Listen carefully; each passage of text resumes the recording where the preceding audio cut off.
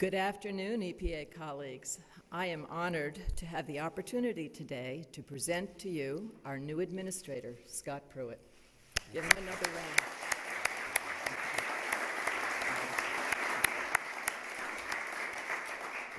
As you know, Administrator Pruitt comes to us from the state of Oklahoma, where most recently he has been the Attorney General. Prior to his service as Attorney General, Administrator Pruitt was in the State Senate of Oklahoma for 8 years. He originally hailed from the state of Kentucky. He earned his bachelor's degree from Georgetown College in Kentucky and then moved to Oklahoma, where he graduated from the University of Oklahoma at Tulsa Law School. Before entering public service, he practiced law for a private firm in Tulsa, Oklahoma. Administrator Pruitt and his wife of 27 years, Marilyn, are the devoted parents of 2 children, McKenna and son Katie. Gotta love those names. Administrator Pruitt, in addition to his years of experience in the public sector, is also a successful entrepreneur. As a co-owner and managing general partner of Oklahoma City's AAA minor league baseball affiliate, the Oklahoma City Redhawks, he has helped the team become one of the minor league leaders in attendance. So, as you can see, our new administrator has not only a record of public service, but also business experience that will serve him well as he undertakes his new responsibilities at our agency. Of course, I will leave it to Administrator Pruitt to share his vision and principles for his leadership at EPA, but I would like to highlight just a few examples from his biography. Some examples of how he has worked with others during his service in the public sector that I think will be of particular interest to you. As Attorney General for Oklahoma, Mr. Pruitt worked with his Democratic counterpart in Arkansas to reach a landmark agreement regarding water quality in the Illinois River, which crosses the border between the 2 states. Together, they developed a statement of joint principles for a scientific study using EPA-approved methods, and both states agreed to be bound by the outcome. In another example from his time as Oklahoma Attorney General, Mr. Pruitt led an historic water rights settlement between the state of Oklahoma, Oklahoma City, and the Choctaw and Chickasaw tribal nations, which will preserve the ecosystems of scenic lakes and rivers on native lands. Now, as we all know, water rights cases can be lengthy, costly, and divisive. But the process developed under Administrator Pruitt's leadership has been praised widely for harnessing the principles of cooperation, hard work, and perseverance to enable parties with conflicting interests to forge common solutions. We commend you, Administrator Pruitt, for your demonstrated commitment to working with a variety of stakeholders in these very challenging situations. And we look forward to your bringing this experience and commitment to the many challenging issues that face this agency as we strive to protect the public health and environment of the people of the United States. I am confident that you will find that the dedicated public servants of EPA share your commitment to working hard and in close cooperation with our dedicated state partners to carry out our shared mission. We all understand that that is the only way we can fulfill the many responsibilities that Congress has given us. Following the law and using the best science to protect the health of our families and communities now and in the years to come. Administrator Pruitt, we are eager to hear your vision for leading EPA to achieve that mission, and then to get down to work and talk with you about the many varied aspects of our important and complex work. But first, I just have a few small gifts to welcome you to the EPA. Yeah. First, I would like to present you. You won't need to look too closely to see it. But Unfortunately, my eyes are not the best, so. This is a lapel pin for EPA, which you can proudly wear. Well, thank you. On your lapel as you represent the agency. Thank you very much. And then secondly, when you go out into the field, you'll need this hat. And the hat will not only mark you as the representative and administrator of EPA, but it's really good at protecting you from the sun as well. Thank you, thank you. I suspect you know that from your baseball years. Thank you very much. So thank you very much for joining us. We are so pleased to have you. Thanks, Catherine. Thank you so much. That's okay. I think I can. Well, thank you, Catherine. It's been a joy to meet Catherine today and spend some time with her, and I do thank you for the hat. I am excited about being in a city that actually has a Major League Baseball team. Because that's going to be exciting to be able to exit, in the evening and enjoy some good baseball. And I'll make sure that I wear this hat as we attend those games. And the parent club of my AAA team was the Texas Rangers. And so they're in the American League. We're going to be okay to cheer for the Nationals here in the National League. So we're excited about that.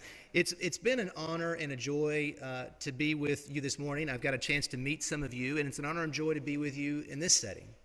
And as I spent time with you this morning, it was something that was abundantly clear to me that you love what you do. There's an old saying that if you love what you do, you never work a day in your life.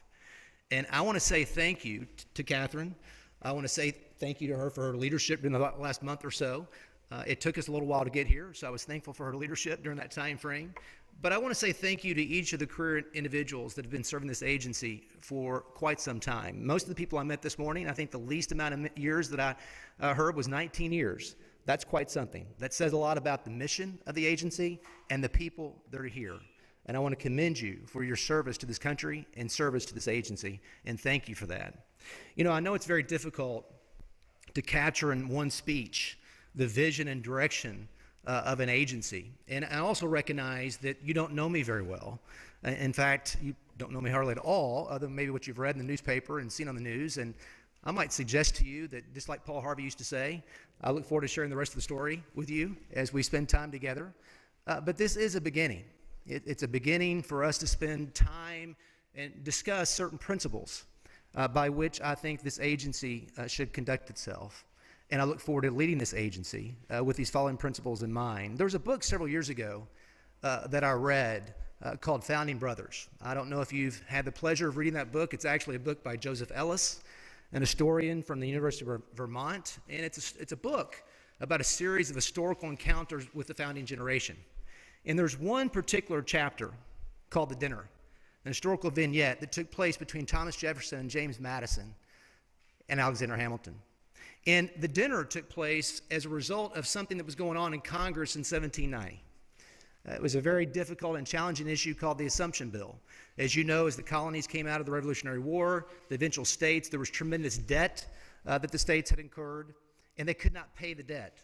And Alexander Hamilton had a wonderful idea, he thought.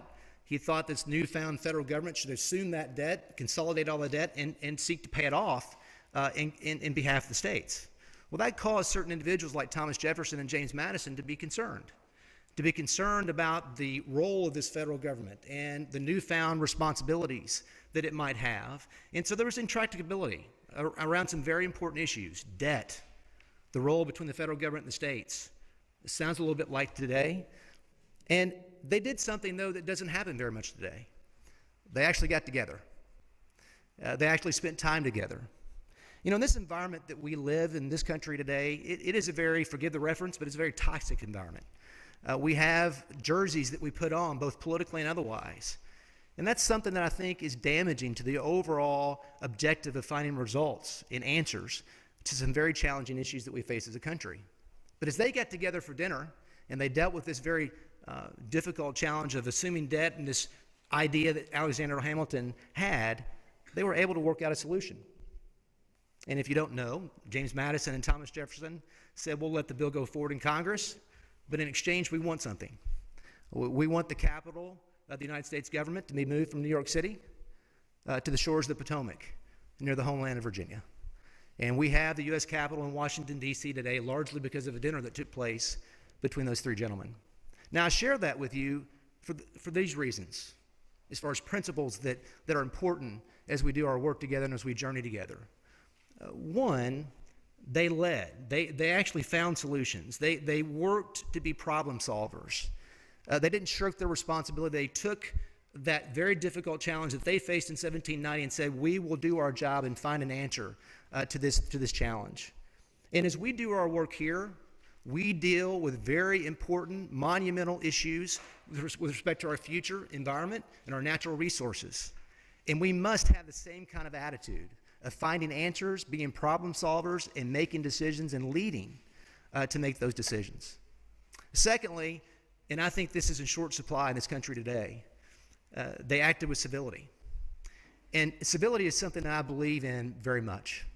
You know, we ought to be able to get together and wrestle through some very difficult issues and do so in a civil manner. We ought to be able to be thoughtful and exchange ideas and engage in debate and make sure that we do find answers to these problems, but do so with civility. And I think that was exemplified in the story that I shared with you from Founding Brothers. But thirdly, and this is something that I mentioned to Catherine this morning, and as I met with some of you that have been here for some time, I mentioned to you as well, I seek to be a good listener. Those of you that have been here for quite some time, whether it's in the air area or water or whatever area that you may be in, I look forward to spending time with you. Not just to, get to address certain issues, but really spend time and dig down deep with respect to how we're going to do business in the future and get to know you personally and how I can be a resource to you as you do your work. And I think that this story of listening, you can't lead unless you listen. I seek to listen, learn, and lead with you to address these issues that we face as a nation. Now, there's a second book that I've read, and I've read more than two, but these two books are two of my favorites. The second book that I would highlight for you that kind of bookends our discussion this morning is a book that came out a couple of years ago called Inventing Freedom. It's a wonderful book about the uniqueness of the American experiment, about the uniqueness of how we do business as a country. And so these general principles of civility, finding answers, making sure that we listen to one another as we solve problems, I think those are general principles that we should keep in mind, but I'd like to share two or three others with you that I think are equally important, that kind of flow from this book, Inventing Freedom, about the importance and the uniqueness of the American experiment. One is that process matters. This is not going to sound earth-shattering to you, but I think it's very important to say. Regulations ought to make things regular. Regulators exist to give certainty to those that they regulate. Those that we regulate ought to know what's expected of them so that they can plan and allocate resources to comply. That's really the job of a regulator. And the process that we engage in adopting regulations is very, very important because it sends a message. It sends a message that we take seriously our role of taking comment and offering response and then making informed decisions on how it's going to impact those in the marketplace to achieve the ends that we have in statute. So process matters. And we should respect that and focus upon that and try to avoid, not try to avoid, but do avoid abuses that occur sometimes. Guidance through rulemaking, or using the guidance process to do rulemaking, or engaging in litigation, regulation through litigation, consent decrees that actually bypass the Administrative Procedures Act. We need to be open and transparent and objective in how we do rulemaking and make sure that we follow the letter of the law as we do so, because that will send, I think, a great message to those that are regulated, but more importantly, they will know what's expected of them and they can act accordingly. Which leads me to the second point, rule of law. As we do rulemaking, as we engage in process, it needs to be tethered to the statute. The only authority that any agency has in the executive branch is the authority given to it by Congress.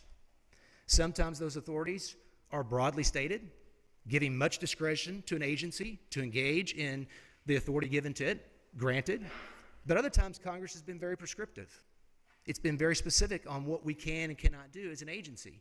We need to respect that. We need to follow that, because when we do that, guess what happens? We avoid litigation, we avoid the uncertainty of litigation, and we reach better ends and outcomes at the end of the day. And the third thing with respect to this process and rule of law is that federalism matters. Federalism matters. And as you know, because you've dealt with these issues for a number of years, Congress has been very prescriptive in providing, in many instances, a very robust role, an important role of the states. In fact, as I met with many this morning, as I met with Catherine, we talked about each of our regional offices and how important they are at partnering with the respective departments of environmental quality at the state level with respect to enforcement and other related issues. And I seek to ensure that we engender the trust of those at the state level, that those at the state level see us as partners in this very important mission we have as an agency and not adversaries. So federalism is something that's important, process is something that's important, and obviously rule of law is important as well as we do our business. John Muir one time said, everyone needs beauty as well as bread, places to pray in and play in. I really believe that we can be better as a country. I believe that we as an agency and we as a nation can be both pro-energy and jobs and pro-environment, that we don't have to choose between the two. I think our nation has done better than any nation in the world at making sure that we do the job of protecting our natural resources and protecting our environment while also respecting the economic growth and jobs our nation seeks to have. And I hope that as we journey together, that we will establish places to pray in and places to play in for our citizens and do the very important work as an agency. Thank you very much for coming today. I look forward to serving you in the future. Thank you.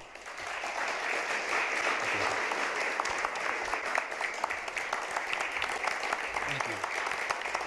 Thank you. Catherine, thank you. Thank you very much.